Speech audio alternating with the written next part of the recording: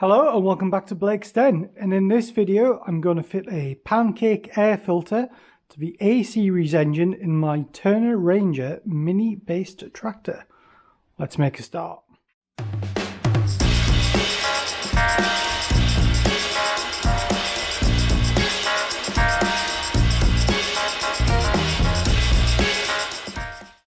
So regular viewers to the channel will know about this, but if you're new, hello, welcome.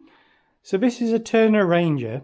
It uses a 1098 A series engine in the middle, but it uses the front wheel drive application of it, and by that I mean it's got the front wheel drive gearbox, and instead of driving the front wheels it sends one prop shaft to the rear to a differential and one to the front to make it four-wheel drive.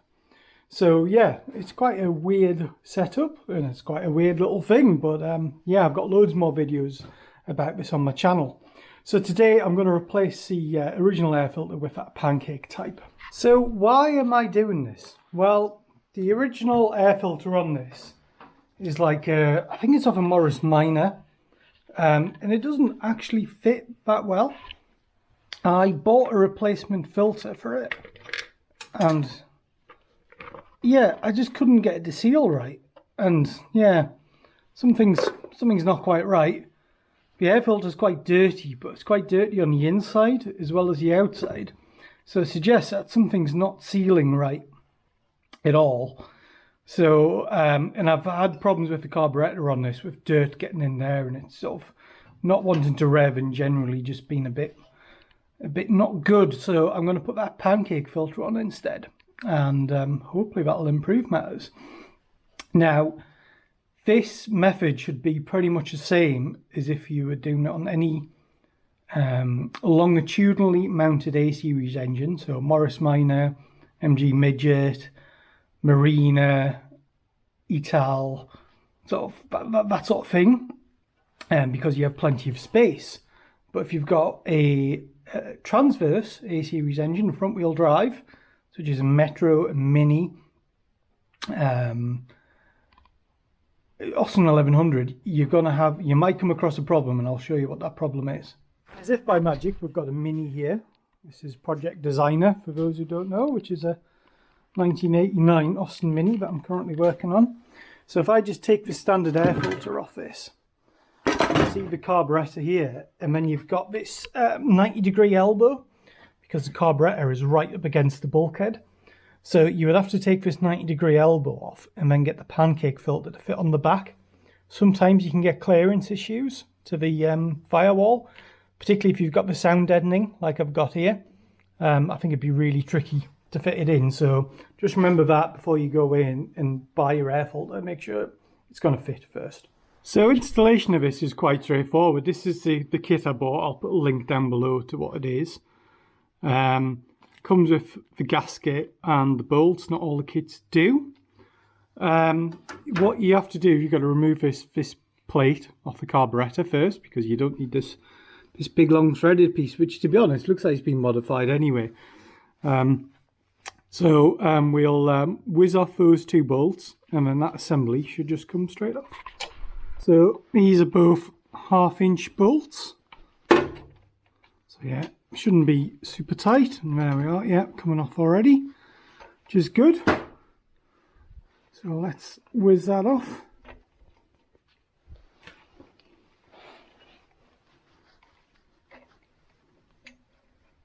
Okay, that's one bolt out. Keep that as a spare.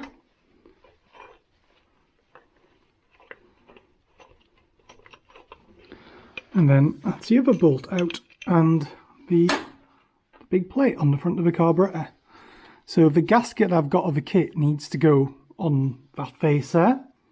So what we'll do first, we'll just spend a little bit of time cleaning that up and making sure that's nice and smooth. So I've cleaned that up using my brake cleaner, piece of cloth, and actually used a bit of wet and dry on a sanding block to just rub that over to make sure it was all nice and clean. And it feels nice and flat as well, doesn't feel like there's any irregularities in there. So next stage is we get the gasket on. Obviously, you've got to get the gasket the right way around. So the gasket will go that way. And then we also need to put on the backing plate, which is on this. So the bolts will go through there. So the first thing we need to do, we actually need to take this apart, which should just be a couple of domed nuts. The advantage of this type of filter as well is you can wash it. Yeah, it's reusable. It's more sustainable, really. So always good. Right. So that plate will go on there. That way around, and we'll have the gasket in there first, and then we also just need to take off the protective film off the back of this, so might as well do that now. Right, if you join me back in a second or two, I'll have this mounted, because I think the way I'm going to do it is I'll obscure the view of the camera, but it's fairly straightforward. Just put the gasket on, put the bolts in, and then, yeah, you're nearly done. Well, got that all lined up now. So I'll put the new bolts in, which come with a washer and a spring washer.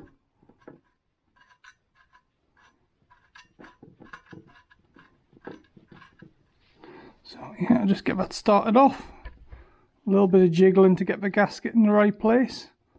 If you do struggle doing gaskets, you can always put a little bit of gasket sealer on the face, and that'll hold it in position for you whilst you line everything up. But yeah, this is fine. So right, I'll get these tightened up, and then we can get the pancake filter on. Right, so I made a very minor error there.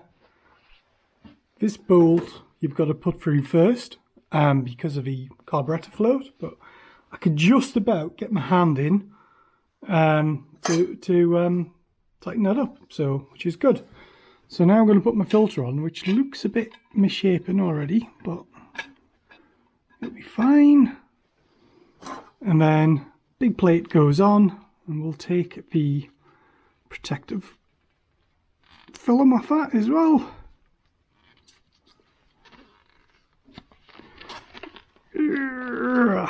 Very sticky. So now we just need to make sure that the bolts go through, which is actually going to be quite tricky to do.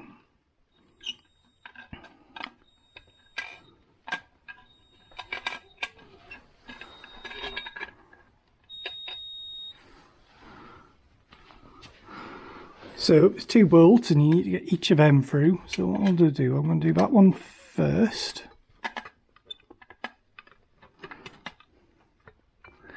I'm going to do it like that. And then what I'm actually going to do, I think I'll put the nut on to temporarily hold it, and that'll allow me to do the other side. Oh, I've got that on, and you can see me. Hello. It's that shiny. Quite fiddly, but I managed in the end. And then there's a couple of like anti-vibration serrated washers you put on. And it's just a case of putting on the domed nuts. So there we are, that's essentially it. We just need to tighten those up now. Bit tricky to tighten because of a, like Philip said, really it'd be better if it had a hex flat on it. But I'll tighten those up and then we'll show you how it looks. There we are, all together, looking quite bling. Don't think it's going to make any difference to performance to this. It's not. It's 20 mile an hour flat out, but if you've got a highly tuned engine, it might do. But 1 or 2 horsepower. To get those screws tightened, I just put some old grips on the back just to nip the heads up. And then just one thing to be aware of: this like chicken mesh stuff. Make sure it's in the grooves when you start tightening. It's very easy for one of the bits just to pop out. But yeah, it's looking all right. Having inspected the old parts, I think part of my problem was this plate. So that was on the back of the carburettor, so you saw it like that. But there was no gasket on there, and you can see dirt and stuff which was just going in there. So yeah, that might be my problem. But anyway, we've upgraded it. Next job is to fire it up and let it warm up a bit and see if it sounds any different.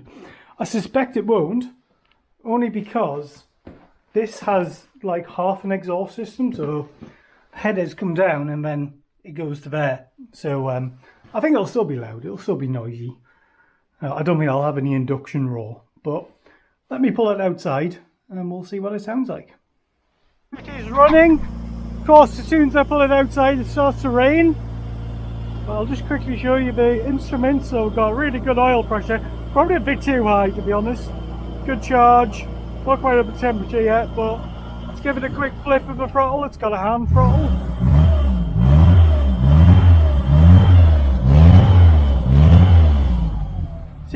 Seems to be running well. If anything, it sounds quieter than it did before. So I wonder if I did have a bit of an intake leak before. That was making a lot of the noise. But yeah, it's running sweet now. So right, let's pull this back in before it gets any more wet. Well, I actually think that was running better than ever. And the last time I had it out, say I was having problems with dirt in the carburettor and it just wouldn't rev. I ended up blasting out the carb with my airline and give it a bit of a mixture adjustment, cleaned up the plugs as well. Just give it a bit of a general tune-up, and now that's running really well now. So let's see what it's like on the restart. Just check it is out of gear. Yeah, it is out of gear. Ignition on. Yeah, sounding good.